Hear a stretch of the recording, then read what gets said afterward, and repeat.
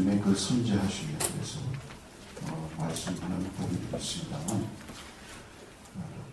그리고 또 그 예수님께서 행하신 일들이 특별히 그 신약을 통해서 우리가 공동 서식 복음서를 통해서 보시면 상세하게 그의 삶과 죽음을 말합니다. 그러나 우리는 그것만이 아니라 더 나아가서 그분이 지금 현재 무엇을 하고 계시고 또 마지막에 무엇을 하려고 하시는지에 대해서 우리는 더 말을 해야 하는 것입니다. 그러니까 우리 예수님과의 우리의 관계라고 하는 것은 우리가 12월 성탄절 성탄 시즌만 되면은 자꾸 우리의 그 생각들이 어디에 자꾸 머물러지게 되냐면 예수님이 그 오심에 대해서, 그러니까 이제 과거에 대해서 자꾸 이렇게 어떤 히스토리적으로 이렇게 돌아보게 된단 말이에요. 그러나 항상 우리 신앙이라고 하는 것은 무엇이죠?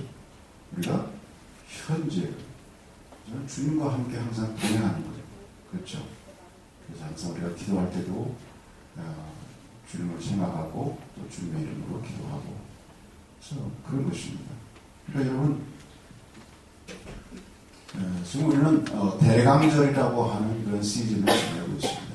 대강절이라고 하는 것은 우리가 대림절 혹은 강림절이라고도 그렇게 말을 하는데, 우리 교회력의 첫 절기로서 성탄절 바로 시작 4주 전부터 대림절이, 대강절이 시작되는 거예요. 그래서 약 한 달 동안 대림절 기간을 우리가 지내서 성탄절 전날까지 이 대림절 기간이 있는 것입니다. 이 대강절이라고 하는 의미는 라틴어에서 온 그 의미인데요. 그것은 무엇으로부터 이렇게 나오다, 무엇으로부터 온다, 혹은 도착한다라고 하는 그런 의미를 가지고 있는 것입니다. 그래서 이 대림절에는 우리 주님의 탄생을 준비하면서 동시에 주님의 탄생을 준비함과 동시에 우리는 또한 주님의 다시 오실 주님을 기다리는, 그것이 바로 포함되어 있는 것입니다. 그래서 이 기간 동안에 우리는 그러한 주님을 생각해야 되는데, 우리 주님에 대해서 우리는 과거에 주님이 언제 태어나셨느냐, 그 태어나신 주님에 대해서만 우리가 생각하는 것이 대림절이 아니고, 그분이 이 땅에 오셔서 행하신 그 일들과 더불어서 현재 우리와 함께 하시는 우리의 주님, 또 앞으로 재림하실 주님, 우리가 포괄적으로 생각하는 그것이 바로 우리가 재림절 지나면서 우리 성도들에게 필요한 것입니다. 근데 그것을 조금 전에 우리 24님이 읽은 히브리서 9장 23절에서 28절의 말씀만큼 우리 예수님께서 우리를 위해서 행하셨고, 그리고 그분이 행하고 계시고 또 행하실 일에 대하여서 아주 일목요연하게 밝혀주고 있는 그런 성경 구절도 없습니다. 그래서 우리 오늘 이 본문의 말씀을 여러분들이 한번 잘 보시면, 주목해 보시면 거기에 나타나셨다고 하는 표현이 세 번을 접하게 됩니다. 근데 그 나타나셨다고 표현되고 있는 그 표현의 동사가 시제가 다 각각이에요. 여러분 한번 같이 보시겠어요? 히브리서 9장 각각. 그래서 24절에 보시면은 거기에 나타나시고 그런 표현이 있죠. 그리스도께서는 참 것의 그림자인 손으로 만든 성소에 들어가지 아니하시고 오직 참 하늘에 들어가사 이제 우리를 위하여 하나님 앞에 나타나시고 그랬습니다. 이건 현재예요. 현재 시제입니다. present tense, 현재 시제. 그 다음에 26절에 보시면 또 나타나셨다는, 그거는 과거예요. 과거 시제로 되어 있습니다. 26절. 그리하면 그가 세상을 창조할 때부터 자주 고난을 받았어야 할 것이로되 이제 자기를 단번에 제사로 드려 죄를 없게 하시려고 세상 끝에 나타나셨느니라. past tense, 과거. 그리고 28절에 또 보시면은 이와 같이 그리스도도 많은 사람의 죄를 담당하시려고 단번에 들이신 바 되셨고 구원에 이르게 하기 위하여 죄와 상관없이 자기를 바라는 자들에게 두 번째 나타나시리라. 그렇게 했어요. 여기서는 또 이제 미래입니다. 미래 시제예요. 그러니까 future tense, 미래에 대한 시제가 되어 있습니다. 이렇게 세 번 우리 주님께서 주 예수께서 나타나시겠다고 말씀하셨는데 과거로 또 현재로 또 미래로 이렇게 우리 주님이 나타나셨고 나타나고 계시고 또 나타나실 것을 오늘 히브리 기자는 우리에게 말씀해 주고 있는 것입니다. 그러니까 이게 우리가 참 오늘 이 말씀에 우리가 주목해 보게 되는 것은 이 의미가 바로 주님의 오심을 의미하고 그리고 그뿐만 아니라 그의 나타나심을 언급하면서 현재 그분이 우리를 위해서 어떻게 일하시는지를 말씀하고 계십니다. 그리고 앞으로 그분이 우리를 위해서 또 하실 일에 대해서 미래에 대해서 우리에게 말씀해 주고 계신 겁니다. 여러분 이건 참 우리가 우리 주님에 대한 주님과 동행하는 우리의 삶에 있어서 이런 대련절 기간 동안에 한 번쯤 우리 마음속에 다시 한번 이런 것들이 어쩌면 우리의 생각들이 각각 조각지식으로 이렇게 되어 있다면 이것을 하나를 좀 이렇게 쭉 연기해서 여러분이 기억하시면 참 우리가 좀 더 구체적으로 우리 주님과 함께 동행하는 우리의 삶에 있어서 귀한 메시지가 될 줄 믿습니다. 그래서 여러분 먼저 예수께서 하신 일에 대하여서 25절과 26절과 28절은 밝히고 계십니다. 즉 그분이 나타나셨다고 하는 것은 그분이 곧 그분이 오셨음을 얘기하는 것이죠. 그분이 오셔서 우리에게 하셨던 일을 25절과 26절과 28절은 우리에게 말씀하고 있습니다. 여러분 26절에 보시면은 거기에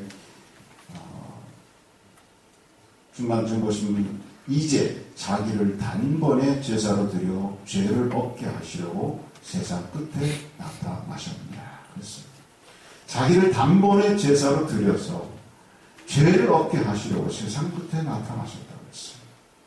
그러니까 예수님께서 우리에게 하셨던 일입니다. 그분이 십자가를 지고 돌아가셨던 그 일은 단번에 그가 제사를 우리를 위해서 바로 우리의 죄를 위해서 그분께서 행하셨던 일이다 하는 것입니다. 28절에서도 이와 같이 그리스도도 많은 사람의 죄를 담당하시려고 단번에 들이신 바 되셨고 라고 말씀하고 있습니다. 그래서 주님이 우리에게 오셨던 일, 우리에게 오셔야 했었던 그 일에 있어서 그분이 우리에게 하신 일 중에 핵심적인 것은 바로 인간의 죄를 그분이 담당해 주시기 위해서 오셨다고 하는 것을 이 히브리 기자가 우리에게 다시 말씀해 주고 있는 것입니다. 여러분, 우리가 알고 있지만 인간의 죄라고 하는 것은 정말 치명적입니다. 죄를 그대로 안고 살아가는 인간에게는 심판이요 사망입니다. 그래서 오늘 이 본문에서도 9장 27절에서 우리에게 말하기를 뭐라고 했어요? 한 번 죽는 것은 사람에게 정합니다. 그 후에는 뭐가 있어요? 반드시 심판이 있다고 했습니다. 사람에게는 피해갈 수 없는 심판이 우리에게 있다고 하는 것이에요. 그것을 알고 있는 사람이든 알고 있지 못한 사람이든 모든 인간에게 예외 없이 심판이 있다고 하는 것입니다. 뭐에 대한 심판입니까? 뭐에 대한 심판입니까? 죄에 대한 심판이에요. 죄에 대한 심판. 피해갈 수 없는 것입니다. 피할 길이 없는 것입니다. 여러분, 죄라고 하는 것은 그저 우리가 나쁜 일 그렇게만 생각하면 합니다. 죄라고 하는 것은 광범위하게 우리 인간의 모든 것을 말살하고 파멸시키는, 그야말로 우리를 꽁꽁 묶어놓는 그런 것이 죄예요. 죄성이에요. 그러니까 우리의 성품은 하나님을 닮아서 하나님을 따라서 살아가려고 하는 그런 모습일 텐데, 그것을 막아버리고, 원천적으로 막아버리고, 그 죄를 가장 이용하는 주체가 누구예요? 사탄이. 그러니까 사탄이 우리 인간을 파멸하기 위해서 사용하는 것이 죄라. 죄의 사슬로 우리를 꽁꽁 묶어놓으니까 인간의 의지와 상관없이 그 죄를 통하여서 우리가 파멸의 길에 들었습니다. 뭐 여러 가지 형태로 남의 것을 훔쳤다, 그거만이 죄가 아니에요. 네. 좀 분노 같은 것도 죄라. 여러분, 우리는 참 지금 뭐 서로 표현은 잘 안 하는지 모르지만 미국이 지금 아주 멘탈 붕괴에 떨어졌어요. 다 20살 먹은 착발한 청년 아이의 무고한 총질로 인해서 그 천진난만한 아이들이 숙면이 납니다. 순식간에 운명을 살려냈어요. 6명의 어른들이 또 생활을 하겠습니다. 이게 뭔가? 근데 어저께인가요? CNN 방송을 잠깐 들었다가 그 에밀리 파커라고 하는 그 닷사 먹은 아이의 그 아빠가 그걸 메모리하면서 이제 스피커다고 하는 그걸 잠깐 봤는데, 저는 그분이 정말 뭐 표현은 안 했지만 그분이 언급하는 걸 봐서는 정말 성숙한 리얼 크리스천인 것 같아요.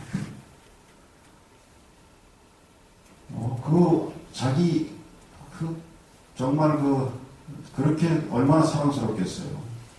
육신적으로는 다시 볼 수 없는 그것에 대한 찢어지는 마음을 표현은 안 했지만 벌써 툭툭툭툭 그 얼굴에 묻어나오는 그런 표정으로, 그러면서도 그걸 먹지 않으면서 내가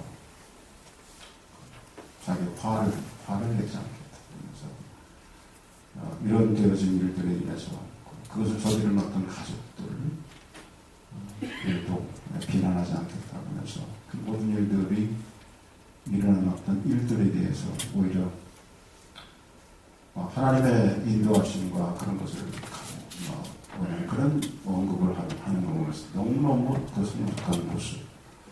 2007년에 일어났었던 그 버지니아 테디에서의 총기 사고로 32명이 죽었을 때도 그 피해자들이 비슷한 그런 모습 보였잖아요. 가해자 중에 미스터 풀네임을 잊어버렸네. 그 가족들도 함께 위로하는 그런 모습을 보면서 이 에밀리 아빠는 거기에서 제가 느끼는 건 뭐냐면 그 문제가 뭐냐고 하는 것을 분명히 그 핵심을 꿰뚫어 알고 있는 것 같아요. 이해하고 있는 것 같아요.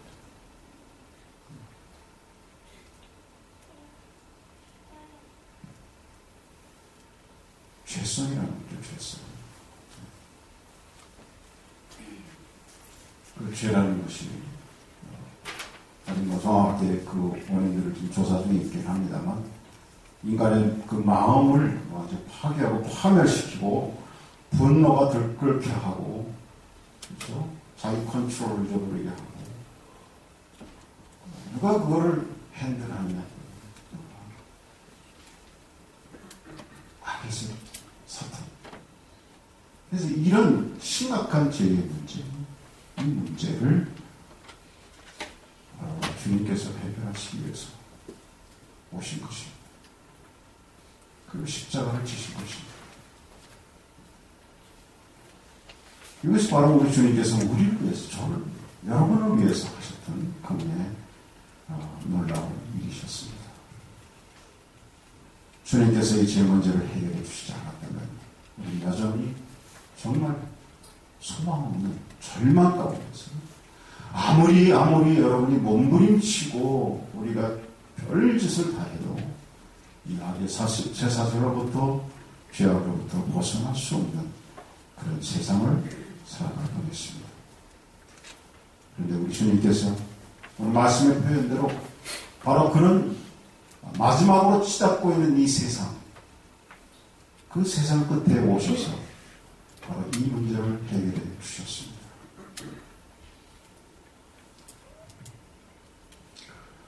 여러분, 참으로 우리가 아는 대로 우리는 장원의 시대에 살아가고 있는 것입니다. 이 심각한 죄의 문제를 해결하지 않고서는 우리가 살아갈 길이 없기 때문에 우리 구약시대의 사람들은 바로 그 문제를 해결하기 위해서 어쩌면 그들의 삶의 whole life, 모든 삶을 시간을 보냈을 거예요. 왜 그렇습니까? 죄질 때마다 그들은 뭘 해요? 제사를 지냈어야 됐어요. 네? 죄질 때마다 그들은 그것을 사함받기 위해서 재물을 잡아서 그것을 하나님께 바치는 제사를 드렸어야 됐어요. 그런데 그 매번 every time 죄질 때마다 드려야 되는 제사를 오늘 이 말씀에 표현되어 있는 대로 우리 주님께서 단번에 들이신 바 되셨다. 그분이 단번에 들이신 바 되셨다. 우리가 함께 죄의 문제를 해결을 받는 이 놀라운 은총을 입고 저와 여러분이 살아가고 있다는 사실을 여러분 깨닫습니까? 여러분 믿으십니까? 역시 은혜예요. 정말 은혜입니다.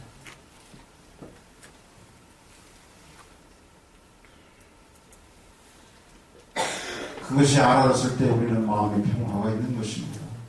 여러분, 세상에는 마음의 평화가 있는 사람이 두 종류예요. 제대로 깨닫고 그래서 마음의 평화가 있는 사람이 있고, 어떤 사람은 그걸 모르고 그냥 모르는 가운데 그냥 모르니까 평안한 사람도 있는 거예요. 세상에 그런 사람이 많아요.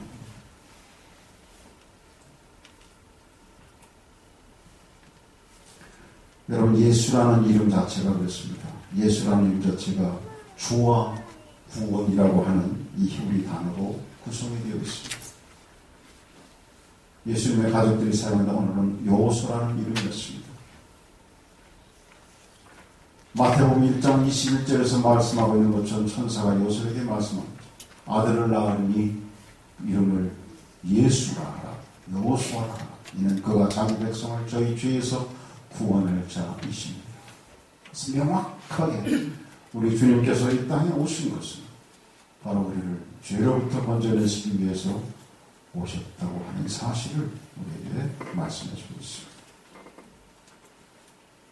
누가복음 19장 10절에 보시면 여리고로 가는 행렬에서 예수님을 보려고 애썼던 삭개오의 이야기, 클라이막스에서 뭐라고 말하냐면 인자에 온 것은 잃어버린 자를 찾아 구원하려 함이라 말씀하고 있습니다.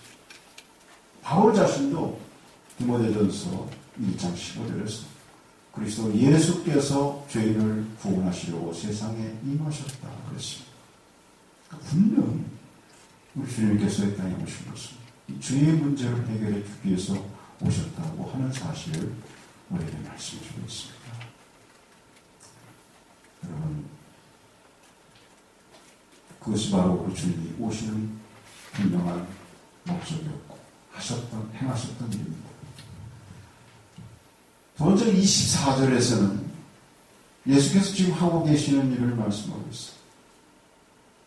그리스도께서는 참 것의 그림자인 손으로 만든 성소에 들어가지 아니하시고 오직 참 하늘에 들어가사 이제 우리를 위하여 하나님 앞에 나타나시고 그랬어요. 참 하늘에 들어가서 우리를 위하여 하나님 앞에 나타나셨다 그랬어요. 예수님은 지성소에 들어갔던 대제사장처럼 이제 하늘로 들어가십니다. 그분은 참 하늘에 자신의 희생의 피를 적용시키시고 그것으로 아버지 앞에서 그 백성을 위한 처소를 예비하고 계신 것입니다. 그러니까 예수께서 우리를 위해 지금 하고 계신 특별한 일이 우리를 위해 하늘을 준비시키는 것이라고 말해주고 있는 것입니다. 히브리서 7장 25절 같은 데 보시면 예수는 지금 항상 우리를 위해서 또한 간구하신다고 그랬습니다. 변호해 주신다고 그랬습니다. 요한일서 2장 1절 같은 데 보시면 만일 누가 죄를 범하면 아버지 앞에서 우리에게 대언자가 있으니 곧 의로우신 예수 그리스도라 이렇게 말씀하고 있습니다. 하늘 보좌 우편에 하나님과 함께 계신 우리 주님께서 저와 여러분을 위해서 대언해주고 계시는 사실을 여러분 아세요? 주님은 우리의 변호사십니다. 우리를 대언해 주시는 분이십니다. 여러분 우리가 이 땅을 살아가면서 우리 스스로가 나를 변호하고 사랑한다고 생각해 보세요. 여러분 우리는 외로울 수밖에 없습니다. 변호도 제대로 안 될 거예요. 이 땅에 아니 이 우주 만물의 가장 유능한 변호사인 우리 주님께서 바로 여러분을 변호해주고 계십니다. 강권 사람을 변호해주고 계십니다. 네? 우리를 변호해주고 계십니다. 그러니까 우리는 어둔하고 어눌하고 우리는 사태 파악을 제대로 못하고 그래서 뭐 마음만 억울하고 뭐 괜찮아요. 누가 변호해 주세요? 명변호사인 우리 주님께서 저와 여러분의 삶을 변호해 주고 계시다. 네?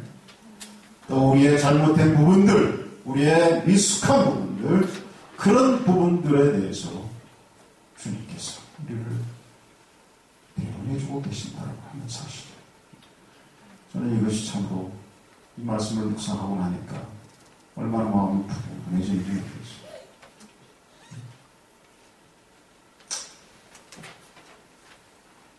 참 사랑스러운 와이프도 좋고 든든한 아들딸이 있는 것도 좋지만 또 믿음직한 믿음의 동료들이 있는 것도 좋지만 다 좋지만 그중에 가장 어떤 바로 우리를 대언해 주시고 변호해 주시고 변함없이 우리와 함께 하시기를 원하시는 우리 주님인 것을 여러분 믿으시기 바랍니다. 아멘. 그리스도에게 이 축복이 있습니다. 네, 마지막으로 28절에 보니까 예수님께서 미래에 하실 일이 계시는 거예요. 이와 같이 그리스도도 많은 사람의 죄를 담당하시려고 단번에 들으셔서 구원에 이르게 하기 위하여 죄와 상관없이 자기를 바라는 자들에게 두 번째 나타나시리라 그랬습니다. 그는 나타나셨고 지금 나타나 계시고 다시 나타나실 것입니다. 아멘. 믿습니까? 아멘. 사람이 두 번 죽지 않는다는 것은 일반적인 법칙입니다. 두 번 죽는 사람 없습니다. 살다가 죽습니다. 그리고 그 후에는 심판이 있습니다. 사람들은 그 두 가지를 피할 수 없는 운명으로 부인하려고 발버둥쳐요. 그러나 어느 특별한 하나님의 간섭은 별 문제로 친다 하더라도 그들은 죽음과 심판이라는 이 각자의 일정표에 따르지 않을 수가 없습니다. 우리는 삶을 다시 살 수 있는 기회를 가질 수 없습니다. 우리의 삶, 우리의 시간이 지나가버리면 그 후에는 판정이 기다리고 있습니다.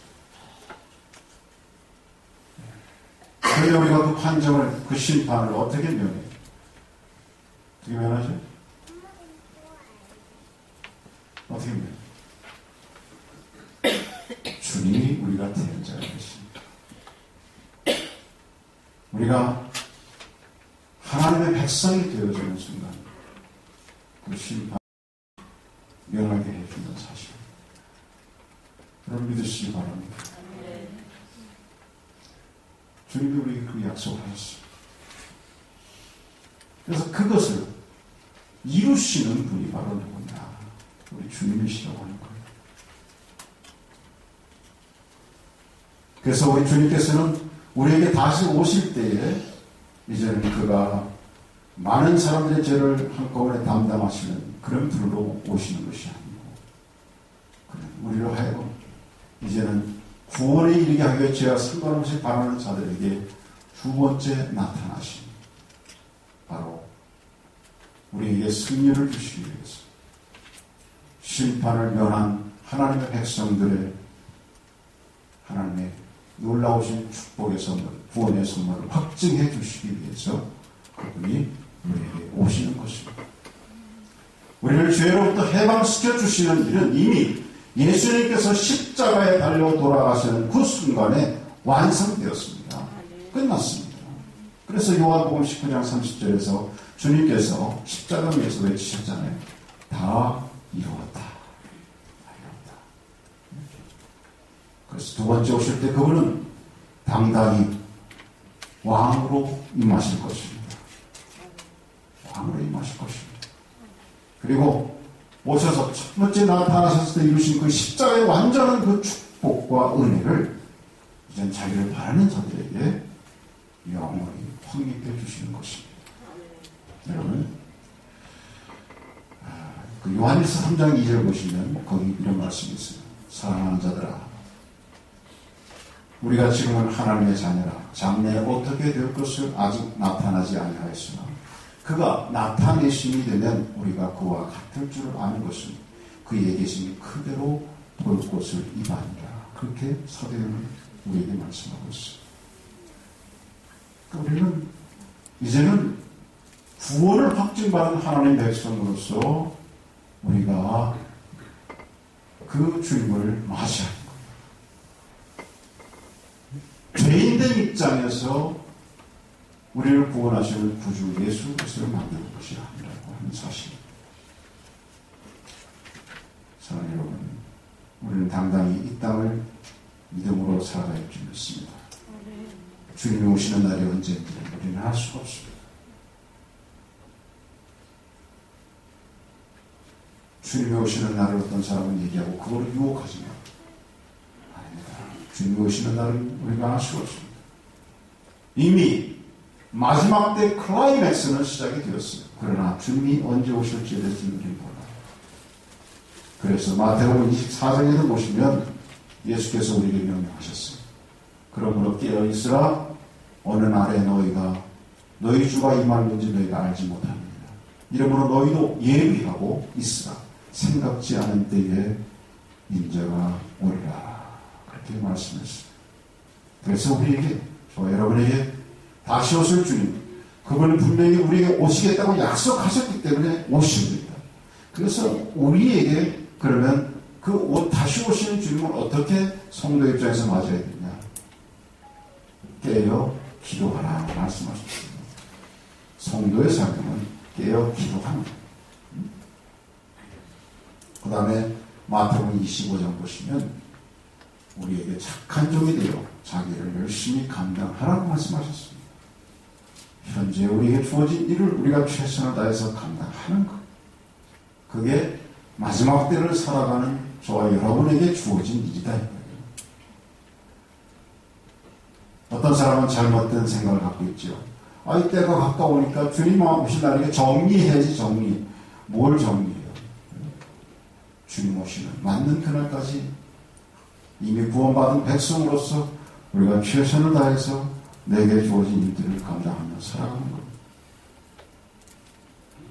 더군다나 구체적으로 마태복음 25장에서는 우리에게 말씀하시기를 우리에게 굶주린 자들과 목마른 자들 그리고 나그네들을 돌아보라까지 말씀하셨어요. 그러니까 사명에 더불어서 구체적으로 이렇게 말씀하시는 그런 부분까지 했어요. 우리가 그리스도인으로서 감당해야 할 일들, 현재 우리에게 주어진 일들 구체적으로 우리의 삶을 열심히 살아가라고 하는 것입니다. 여러분, 이 시대는 참으로 우리 그리스도인에게 해야 할 일이 많은 것 같아요. 어떤 때 이렇게 다큐멘터리를 보면 아직도 우리가 누리고 있는 우리가 아무렇지도 않게 누리고 있는 이와 같은 축복과 그런 은혜들이 단 요만큼도 단 1%도 누리지 못하고 이 지구를 살아가는 사람들이 많이 있더란 말입니다. 우리가 이렇게 아무렇지도 않게 펑펑 쓰는 물도 일생 동안 한 번도 접하지 못하고 부정물을 생수인양 먹고 살아가는 그런 사람들이 이 동시대에 있더란 말이에요. 우리 그리스도인들이 귀한 사랑을 함께 이웃과 함께 나눠야 할 그런 시대적 사명이 우리에게 있다는 것이요. 여러분 오늘 말씀을 맞습니다. 주님은 반드시 다시 오시요. 다시 나타나십니다. 그 두 번째 나타나실 그분에 대해서 우리가 분명한 이해가 있어야 되겠고 확신이 있어야 되고 믿음이 있어야 되고 그러기에 우리는 오늘을 살아감에 있어서 오늘이 우리에게 주어진 이 하루가 천년인 것처럼 우리는 최선을 다해서 오늘을 살아가는 구원받은 하나님 백성이 되어질 줄 믿습니다. 기도하겠습니다.